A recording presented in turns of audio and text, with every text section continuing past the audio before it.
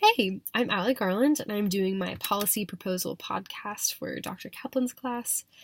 Yes, I'm in my car. I'm not driving, I promise. It was just really quiet in the library. Um, so I'm here to propose a policy on removing mandatory sentencing laws, especially relating to drug offenses. And this is part of kind of a larger prison reform idea that I have. So basically, a social problem that I think is really significant is mass African American incarceration rates. There are some pretty shocking statistics about this. The United States actually has more prisoners than any other country in the world. And when you look at the statistics and the demographics of our prison system, it is highly divided over race, and it is does not represent our actual population at all. Some of these statistics, just to give you an idea, are that African American males make up 6% of the U.S. population and 50% of the incarcerated population. Yeah. Let's see. African Americans are 8 times as likely as Caucasians to spend time in jail in their lifetime. African Americans make up 12% of drug users, but 59% of those in prison for drug-related offenses. And I think this is really interesting. 1/3 of African American males in their 20s are in the criminal justice system. So that is a whole generation that is not present in their families, in their communities, getting college educations, pursuing their dreams. These people are in the criminal justice system instead. And this is an entire generation.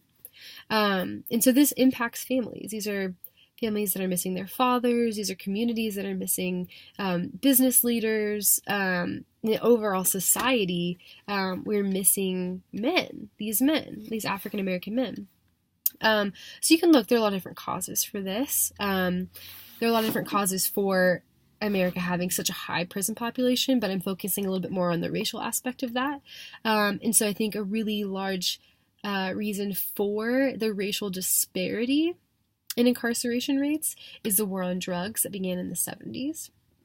And there's a whole lot in there, so I'm going to focus specifically on mandatory sentencing laws for my policy proposal. So mandatory sentencing laws are basically if someone commits a certain crime, there's a certain amount of time that they have to serve in jail.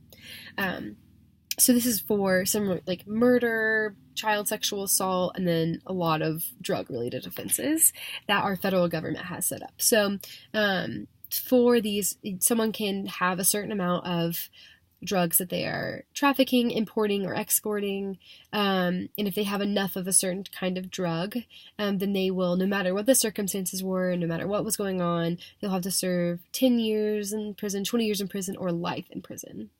And so this is marijuana, crack, cocaine, heroin, meth, whatever. And so this is really devastating to communities where someone could have three instances of trafficking marijuana in large quantities, and then they're in prison for the rest of their life. And so these are generally non-violent crimes, and so I think we should reconsider if we're putting people in prison for life for these non-violent crimes.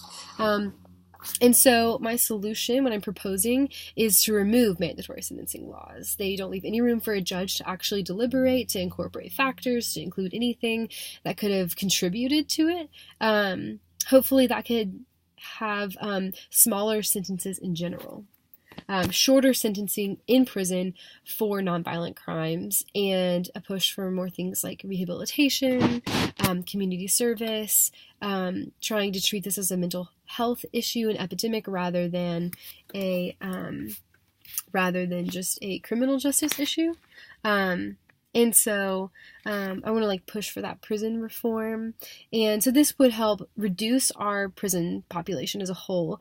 And also it will help reduce the racial disparity, as African Americans are affected more by these laws because they're affected more in general by the criminal justice system.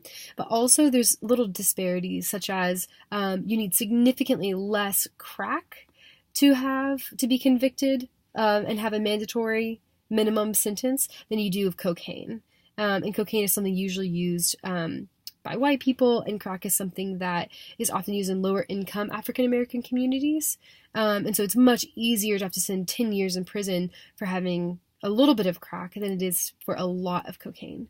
And so that's one example of ways that this could affect. I'm a little bit over on time. I'm sorry. But basically, I am proposing that we remove mandatory sentencing laws to affect the mass African American incarceration rates federally.